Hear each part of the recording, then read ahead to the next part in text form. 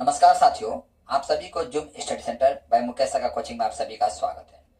आज मैं आप सभी के समूह के आपका महादेश और महासागरों से संबंधित कुछ सामान्य जानकारी आज की क्लास में मैं आपके सम्मुख शेयर करने वाला हूं, जो कि आपका एग्जाम की नजर से देखा जाए इम्पोर्टेंट है। तो समय न गंवाते हुए टॉपिक्स की ओर बढ़ना चाहूंगा, पर इससे पहले आप सभी से आग्रह है, यदि आप नए हैं तो मेरे चैनल को सब्सक्राइब कर दीजिए और इस वीडियो में अंत तक बना रहिएगा, वीडियो स्किप करके मत देखिएगा। देखिए, आज का मेरा टॉपिक है आपका महादेश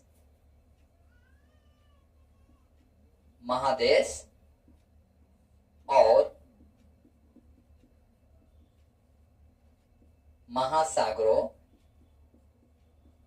महासागरों का वितरण। यानी आज की क्लास में मैं सागर और महासागरों से संबंधित जो सामान्य जानकारी जो है, उन सामान्य जानकारियों की आज की क्लास में मैं आपके सम्मुख रखने वाला हूं। तो हम देखते हैं क्या आपका पृथ्वी के जो स्थल भाग है, स्थल भाग को हम क्या कहते हैं? आपका स्थल मंडल, ठीक है। और जल भाग जो है, जल भाग को हम बोलते हैं जल मंडल, याद रखिएगा, ठीक है। यानी स्थल भाग बोलिए या जल मंडल बोलिए, बात एक ही है। तो हम देखते हैं पृथ्वी के जो स्थल भाग जो है एक साथ जुड़े हुए हैं, ठीक है। उसे हम अंग्रेजी में आपका बोलते हैं पेंजिया, PANGEOA,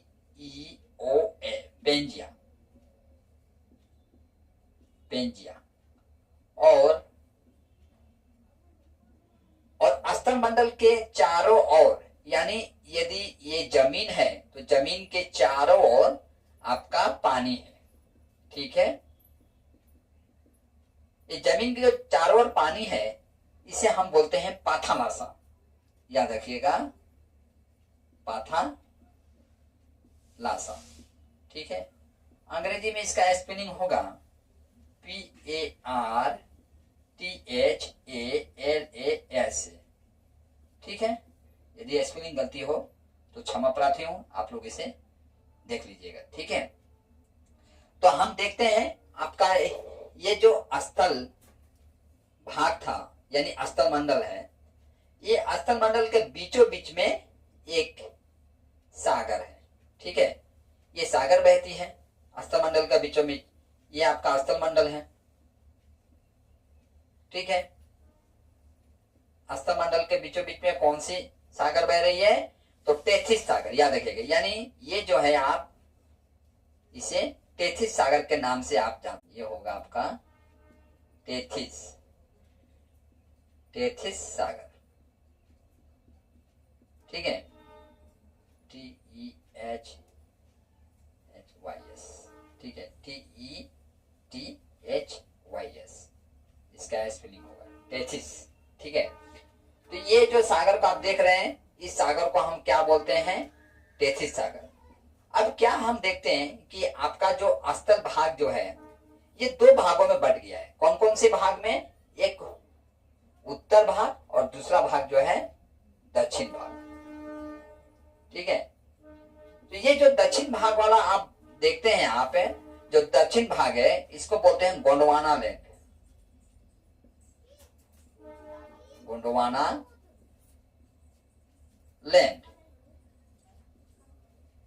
गोंडवाना लैंड, ठीक है। इंग्लिश में होगा GONDOWANA, गोंडवाना लैंड, ठीक है। और ये जो स्थल भाग देख रहे हैं, यानी ऊपर वाले स्थल भाग जो कि उत्तर दिशा में है, इसे हम कहेंगे आपका लोरेशिया, LAURASIA,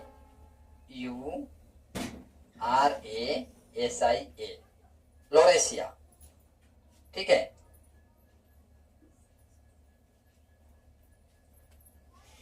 लोरेशिया लैंड, ठीक है, याद रखिएगा। यानी स्थल भाग के ऊपर भाग को, यानी उत्तर वाले भाग को हम क्या बोलते हैं, आपका लॉरेशिया लैंड। और नीचे वाले जो भाग है, स्थल भाग का जो नीचे वाला भाग है, उसे हम बोलेंगे गोंडवाना लैंड। और एक समुद्र है जो कि आपको स्थल भाग को दो भागों में बांटता है, यानी उत्तर और दक्षिण दिशा में इसे डिवाइड करता है। इस सागर को हम बोलते हैं टेथिस सागर। कौन सी सागर? टेथिस सागर। टेथिस सागर के बहने के कारण हम देखते हैं आपका स्थल मंडल जो है दो भागों में डिवाइड हो जाता है। यह आपका पूर्व से पश्चिम की ओर बहता है, ये भी याद रखते हैं हम। ये जो टेथिस सागर आप देख रहे हैं, ये टेथिस सागर आपका पूर्व से पश्चिम की ओर बहता है।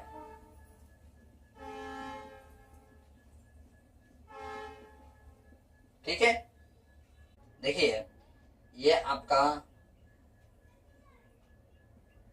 स्थल मंडल है।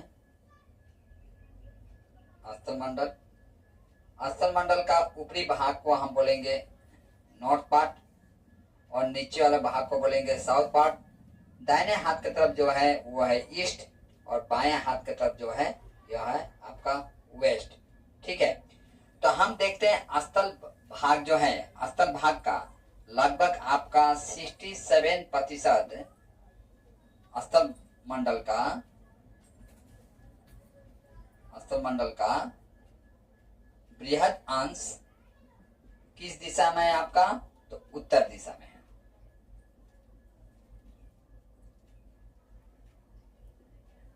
किसका उत्तर दिशा में है? तो पृथ्वी का। ठीक है, पृथ्वी जो है, पृथ्वी का 67% जो आपका स्थल भाग है वो किस दिशा में है? तो आपका उत्तर दिशा में है। दूसरी तरफ हम देखते हैं पृथ्वी का आपका 57% आपका जलमंडल जो है आपका दक्षिण दिशा में है। ठीक है, अब आप एक सामान्य प्रश्नों में आपसे पूछने जा रहा हूं, आप बताइए जनसंख्या किधर ज्यादा होगा? आपका स्थल मंडल की तरफ यानी पृथ्वी का उत्तर दिशा में होगा या पृथ्वी का दक्षिण दिशा में जनसंख्या ज्यादा होगा? आप समझ सकते हैं स्थल मंडल का कितना प्रतिशत भाग आपका उत्तर भाग में है? तो हम क्या देखते हैं 67%, यानी जनसंख्या आपका पृथ्वी का हम देखते हैं 19% जनसंख्या आपका उत्तरी गोलार्ध में है।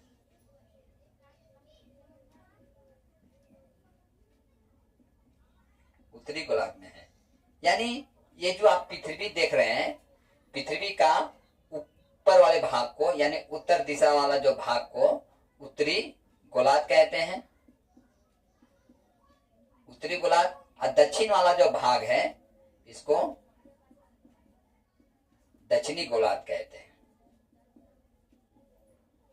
ठीक है, याद रखिएगा।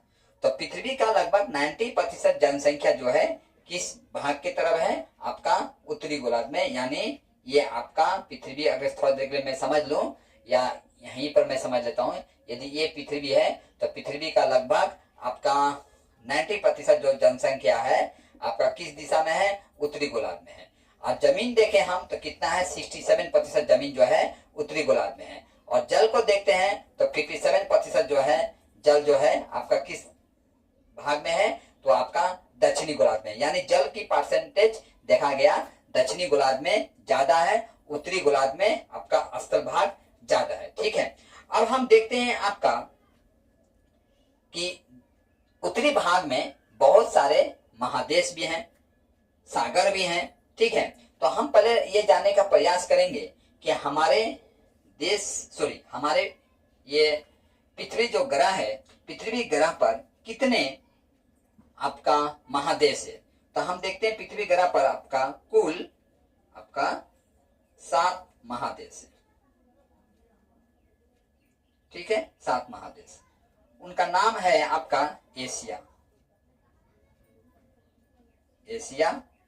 2 नंबर में यूरोप, 3 नंबर में अफ्रीका, 4 नंबर में उत्तरी अमेरिका,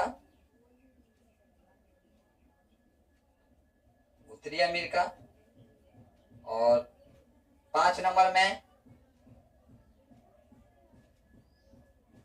दक्षिणी अमेरिका, 6 नंबर में ऑस्ट्रेलिया, और 7 नंबर जो है वो है एंटार्कटिका। हम क्या देखते हैं, सबसे ज्यादा कोई जनसंख्या है यदि किसी महादेश में, वो है आपका एशिया महादेश में। ठीक है, एशिया महादेश में आपका सबसे ज्यादा जनसंख्या है। ठीक है, विश्व का आपका 60% जनसंख्या आपका किस महादेश में है, वह है एशिया महादेश में। और जमीन के हिसाब से देखेंगे तो आपका विश्व का 30% जमीन जो है आपका केवल एशिया महादेश के पास है, केवल एशिया महादेश के पास है, याद रखिएगा। और हम देखते हैं सबसे छोटा महादेश है आपका है ऑस्ट्रेलिया, ये सबसे छोटा महादेश है। और एक ऐसा महादेश जहां इंसानों का रहना संभव नहीं है, वो है एंटार्कटिका। ठीक है, ये महादेश जो है यहाँ पर आपका हम क्या देखते हैं, 6 महीना दिन होता है तो 6 महीना आपका रात होता है। ठीक है, यहाँ पर अभी भी जनसंख्या नहीं है, याद रखिएगा इसे। ठीक है, मैं चाहूंगा इतना आप स्क्रीनशॉट लीजिए, इसके पश्चात हम लोग आगे की तरफ बढ़ते हैं। देखिए, जिस तरह से पृथ्वी का अस्तर भाग आप देखते हैं, विभिन्न पहाड़ों से पठारों के कारण आपका उबड़ खाबड़ है, यानी कहीं समतल है तो कहीं पहाड़ है तो कहीं पठार है। जिस तरह से आप जानते हैं विश्व का सबसे जो ऊंचा पठार जो है वो पामीर का पठार है। ठीक है, उसी तरह से हम देखते हैं समुद्र के जो सतह जो है वो विभिन्न पत्थरों होने की वजह से वह भी उबड़ खाबड़ है। ठीक है, तो हम देखते हैं आपका समुद्र को मैं एक डायग्राम के माध्यम से दर्शाने का प्रयास करूंगा। जिस तरह से मान लीजिए ये समुद्र है, ठीक है, ये पूरा समुद्र आप देख रहे हैं। तो समुद्र में हम क्या देख रहे हैं, आपका ये लगभग समुद्र का ये जो कोस्ट है, कोस्ट से लगभग आपका 2000 मीटर एरिया को हम क्या बोलते हैं, मही सोपान, याद रखिएगा, मही सोपान कहते हैं। और ठीक 2000 के पश्चात 200 मीटर की एरिया को हम कहते हैं आपका महादेशीय ढाल,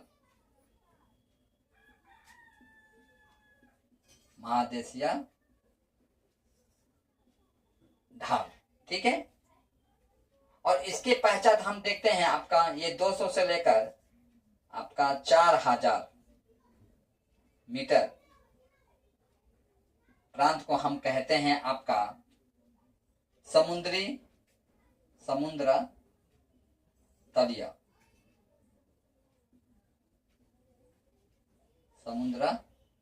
तलीय कहते हैं। ठीक है, और ये 400 से 8000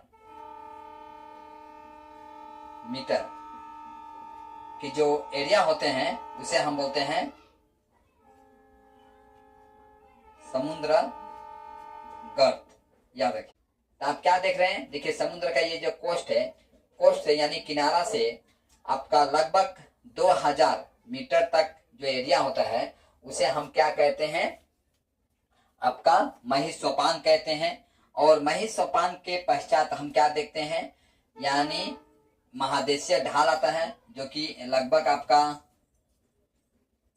200 मीटर तक होता है। और 200 मीटर के पश्चात आपका 4000 मीटर तक जो समुद्र के इलाका होता है उसे समुद्र तलीय कहते हैं। और समुद्र तलीय के पश्चात आपका 4000 से लेकर 8000 मीटर के जो एरिया होता है समुद्र को, उसको समुद्र गर्त कहते हैं। ठीक है, तो हम देखते हैं आपका समुद्र में, हम देखते हैं विशेषकर समुद्र में आपका जो प्रशांत महासागर है, आपका प्रशांत महासागर,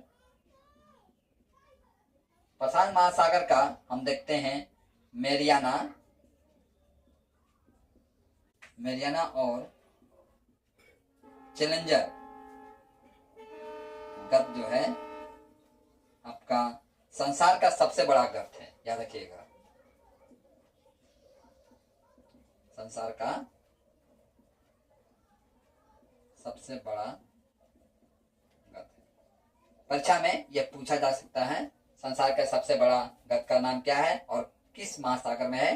तो संसार का सबसे बड़ा जो गर्त है वो मेरियाना गर्त है, जो कि आपका प्रशांत महासागर में है। और प्रशांत महासागर सबसे बड़ा महासागर है, याद रखिएगा, सबसे बड़ा महासागर है।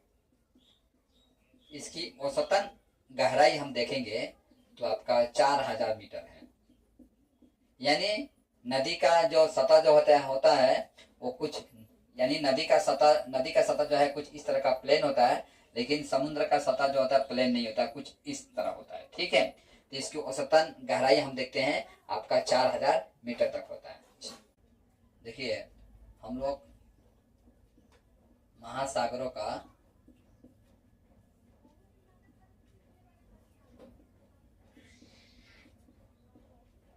क्षेत्रफल का विवरण जानेंगे।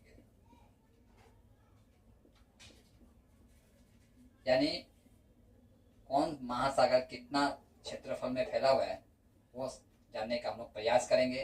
तो सबसे बड़ा महासागर जो है आपका प्रशांत महासागर है।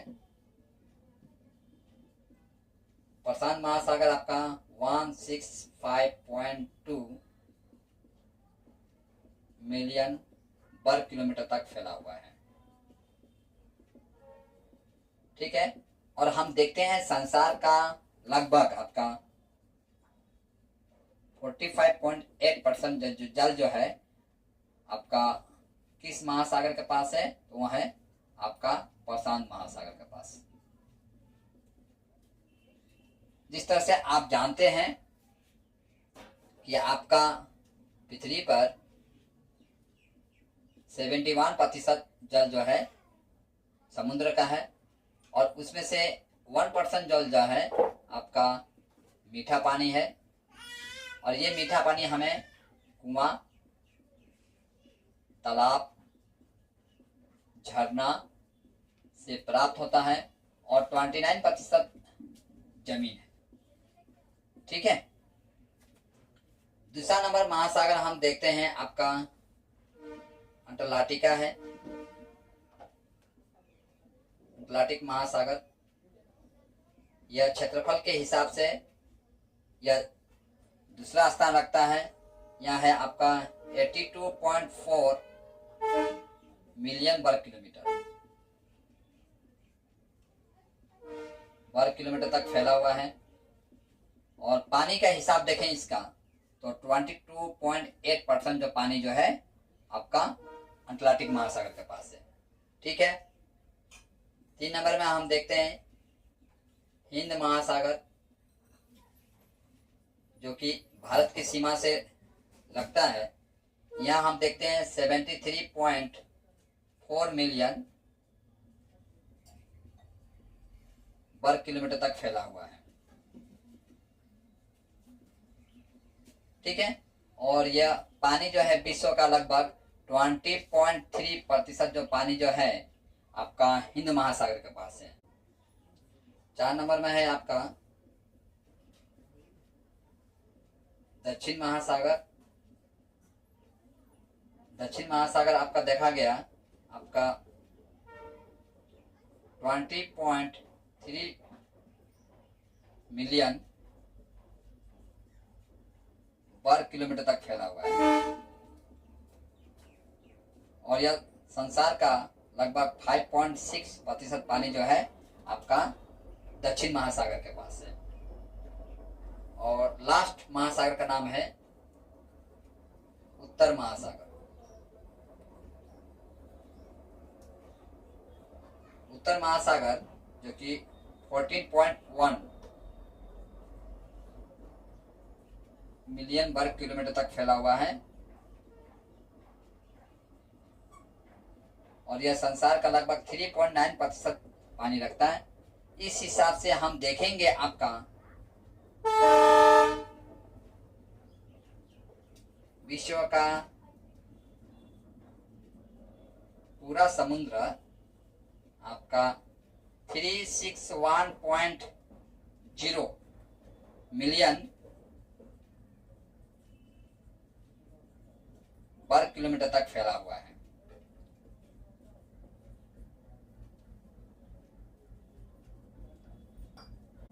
मैं चाहूंगा इतना आप स्क्रीनशॉट लीजिए और जो सागर और स्थलमंडल से संबंधित जो सामान्य जानकारी मेरे पास थी आज की क्लास में मैं आपके सम्मुख रखने का प्रयास किया हूं। और जाते जाते मैं कहना चाहूंगा दी गई जानकारी कैसा लगा आप कमेंट बॉक्स में आप अवश्य बताइएगा। और आज की क्लास जो है मुझे यहीं पर समाप्त करने का अनुमति दीजिए। और जाने से पहले मैं कहना चाहूंगा कि अब तक मैं आपको जो बेसिक जानकारी दिया इसके पहचान जो मैं क्लास लेकर आ रहा हूँ उसमें मैं उन सागर और महादेशों से संबंधित पूरी डिटेल आपको जानकारी देने वाला हूं जो कि एग्जाम की नजर से देखा जाए इम्पोर्टेंट होगा। और आज की जो क्लास था ये आपका सिर्फ स्थल मंडल यानी महादेश और जल मंडल यानी महासागरों से संबंधित सामान्य जानकारी को मैं आज की क्लास में आपके सम्मुख रखने का मैं प्रयास किया हूं। तो आज का क्लास मुझे यहीं पर समाप्त करने का अनुमति दीजिए। जय हिंद।